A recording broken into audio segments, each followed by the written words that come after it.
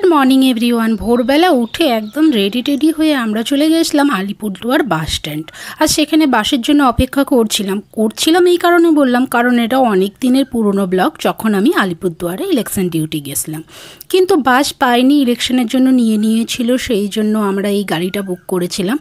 আর তারপর চা বাগানের ভিতর দিয়ে গাড়ি যাচ্ছে, সেটা দেখার মজাই আলাদা। আর সবথেকে আরও বেশি মজা লেগেছে কারণ আমাদের এই গাড়িটা ছিল 16 সিটের, আর সেখানে আমরা ছিলাম 22 জন।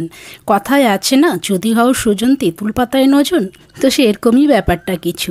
তারপর সামনে এবং দু সাইডের সুন্দর একটা ভিউ এনজয় করতে করতে আমরা চলে এলাম একদম বক্সা জয়ন্তীর চেকপোস্টে। এখানে ঢোকার আগে পারমিশন নিতে হয়, তো আমাদের পারমিশন করানোর কোনো প্রয়োজন ছিল না, যেহেতু আমরা পুলিশ স্টাফ ছিলাম, তো আমাদের ছেড়ে দিয়েছিল। আর এখানে দেখো সরু সরু সব যে সুপারি গাছ আছে, আর তার মাঝখানে এক একটা ছোট ছোট কাঠের বাড়ি, এত কিউট লাগছে না, কি বলবো, দারুণ লেগেছে আমার জায়গাটা। তো আমরা বক্সায় ঢোকার 1 কিলোমিটার আগে আমাদের গাড়ি দাঁড়িয়ে যার, এই যে ড্রাইভারদা আমাদের কথা বলছিল যে কোথায় গেলে কি ভালো দেখা যায়। আর দেখো এই গাড়িটার ভিতরে এই এতগুলো আমরা একসঙ্গে ছিলাম। যাই হোক, পরিবেশটা অসম্ভব সুন্দর। এখানে তো রাস্তার দুপাশে যে গাছগুলো আছে, আমি জানি না এই গাছগুলোর কী নাম, কিন্তু দেখতে এত সুন্দর লাগছিল। আর কুয়াশার মাঝখান দিয়ে যখন একটু হালকা রোদ পড়ছিল, আরও অসম্ভব সুন্দর ছিল। এখানে সবাই যে যার মতন ছবি তুলতে ব্যস্ত ছিল, কিন্তু আমার ছবি তুলে দেওয়ার মতন কেউ ছিল না। ছিল অনেকে, কিন্তু আমি না জানো ছবির প্রতি প্রচণ্ড খুঁতখুঁতে, তো কি করব বলো। আর এখানে দেখো আমি ভিডিও করছিলাম, ওরা ভেবেছিল আমি বোধহয় ছবি তুলতে এসেছি। যাই হোক, তারপর আমরা সোজা এগিয়ে গেছিলাম একদম বক্সার দিকে, কিন্তু বক্সাতে গিয়ে আমরা তেমন কিছুই দেখতে পাইনি, কারণ ওখানে দুটো ব্যবস্থা আছে, একটা হচ্ছে সাফারি আর একটা হচ্ছে ট্রেকিং। সত্যি বলতে সাফারি করার যে টাইমটা, আমরা সেই টাইমটা মিস করে ফেলেছিলাম। আর ট্রেকিংয়ের জন্য একটা লম্বা টাইম লাগবে, প্লাস একটা পারমিশন লাগবে। সেটা হচ্ছে আমাদের যে এসপি সাহেব আছে সেখান থেকে পারমিশন লাগবে। যেহেতু আমরা ইলেকশন ডিউটিতে পারপাসে গিয়েছিলাম, তো আমরা তো সেই পারমিশনটা পাবো না। আর পারমিশনটা এই কারণে লাগবে, ওটা একদম নেপাল বর্ডার। তো আমরা এখানে দাঁড়িয়ে কথা বলছিলাম, ওখানে যারা গাইড ছিল তারা আমাদের বলছিল যে আপনারা অমুক জায়গায় চলে যান, ওখানে গেলে এইসব দেখতে পাবেন। তো আমরাও তারপর ডিসিশন নিচ্ছিলাম যে কি করব না করব। আর এর মাঝখানে জানেন তো একটা দারুণ মজার জিনিস হয়েছে। এই যে দেখছো মোমো দোকানটা, আমি তো এখানে মোমো দেখে ঠিক করেই নিয়েছিলাম যে আমি মোমো খাবো। মোমোটাও আমার প্লেটে বাড়া হয়ে গেছিলো, কিন্তু আমি আর শেষ পর্যন্ত খেতে পারিনি, কারণ আমাদের পুরো টিম ডিসিশন নিয়েছে এই মুহূর্তে আমরা ওখান থেকে বেরিয়ে জয়ন্তীর দিকে যাব। কিন্তু জয়ন্তী যাওয়ার আগে একটা জায়গা ছিল, নামটা মনে হয় রাজা ভাত খাওয়া। যাই হোক, আমরা সেখানে প্রথমে গিয়েছিলাম। আর ওখানে যাওয়ার পর যে সাফারির জন্য গাড়ি থাকে, তো ওদের কাছে দুটো গাড়ি ছিল, আর এক একটা সাফারিতে 6 জন করে চড়তে পারবে। তো আমরা তো অনেকে ছিলাম, তাই এখানে যে ম্যাডাম ছিলেন উনি আমাদের বললেন যে আপনারা এক কাজ করুন, জয়ন্তীতে চলে যান। আর জানো তো এখানের পরিবেশটা খুব সুন্দর। আমি তো আশেপাশে ঘুরে ঘুরে দেখছিলাম, যদি একটা হরিণও দেখতে পাই তাহলে সেটা বলবো আমি খুব লাকি। আচ্ছা, এখানে একটা পাখি ডাকছে, তোমরা শুনতে পাচ্ছ? এটা কি পাখি আমাকে কেউ বলতে পারবে? আমি জানি না কি পাখি, কিন্তু ডাকটা আমার খুব মিষ্টি লেগেছে। আমি একটু ঘুরে ঘুরে দেখছিলাম যদি পাখিটার দেখা পাই, কিন্তু দেখা পাইনি।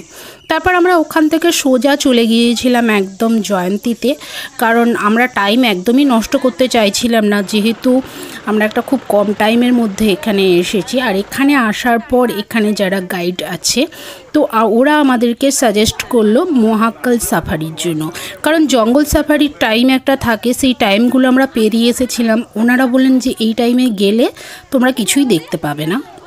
তো যাই হোক, আমরা মহাকাল সাফারির জন্য একদম রেডি হয়ে গেছি। আর এখানে সবাই তো যে যার মতন করে সুন্দর করে ছবি ভিডিও যে যা পারছে করছে। তো আমিও ড্রাইভারটাকে দিয়ে কিছু শর্টস নিয়েছিলাম। আর গাড়িতে চড়ার পর আমাদের রিয়াকশানটা একবার দেখো।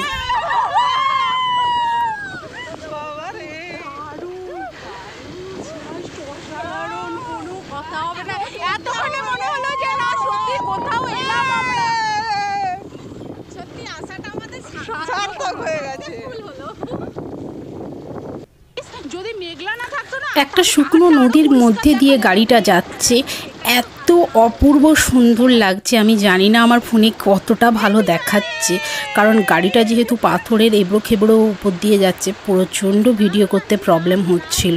কিন্তু সত্যি বলতে জায়গাটা অসম্ভব সুন্দর। আর মাঝে মাঝে এরকম জল ছিল, কারণ নদীটা সারা বছর এরকমই থাকে, খুব একটা জল হয় না। যখন জল হয় মানে জুলাই থেকে, বর্ষার যে সিজনটা, জুলাই থেকে ওরা বোধহয় সেপ্টেম্বর পর্যন্ত, তো এখানে এটা বন্ধ থাকে, মানে এই সাফারিটা বন্ধ থাকে, মহাকাল সাফারিটা। তো অসম্ভব সুন্দর জায়গা। কোনটা ভিডিও করব আর কোনটা করব না, আমি চোখ ভরে দু চোখ ভরে দেখব, আমি তো নিজেই বুঝতে পারছি না। তো খুবই সুন্দর একটা জায়গা, দেখতেই পাচ্ছ। আর তারপর আমরা চলে এসেছিলাম মেন পয়েন্টে। ওই যে দূরে দেখা যাচ্ছে মহাকাল পাহাড়ের উপর আছে আর কি, মহাকাল যে শিব। তো আমরা এখানে না নেমেই তো প্রথমে যে যার মতন ভিডিও ফটো যে যার মতন করে সুন্দরভাবে ঘুরছিলাম। আর জলটা এত ঠান্ডা না, আমার তো মনে হচ্ছিল আমি জলের ভেতর পুরো ডুবে যাই, কিন্তু চেঞ্জের জন্য কোনো ড্রেস আনিনি, সেই জন্য জলে আর ডুব দেওয়াটা হলো না। তারপর আমাদের যে যার মতন পাহাড়ের উদ্দেশ্যে উঠে পড়েছিল, আর আমি একটু দেরি করছিলাম, কারণ আমি আশেপাশে যে সুন্দর ভিউটা সেটা ঘুরে ঘুরে দেখছিলাম। আর এখানে পাহাড়ে উঠতে গিয়ে দেখো আমি তো হোঁচট খেয়ে পড়েই যাচ্ছিলাম। তো যাই হোক, এখানে পাহাড়ের উপরে মহাকাল যে মন্দির আছে, সেই মহাকাল মন্দিরটা অসম্ভব সুন্দর। মানে খুব ছোটোর উপর, মানে একটা কি বলবো, পাথরের ইয়ের ভিতর আর কি, খাপের ভিতর রাখা আছে। এই যে এটা হচ্ছে মহাকাল মানে শিব ঠাকুর আর কি। তো তারপর আমরা চলে গেছিলাম একদম ঝর্ণা দেখার জন্য। আর এরা দেখো পুরো ঝর্ণা দেখতে পৌঁছে গেছিলো। আমরা লেট করে ফেলছিলাম অনেকটাই, কিছু করার ছিল না, কারণ কোনটা দেখবো না বুঝতেই পারছিলাম না। তো তারপরে হঠাৎ করে আমাদের খবর আসে যে আমাদের ডিউটি পড়ে গেছে।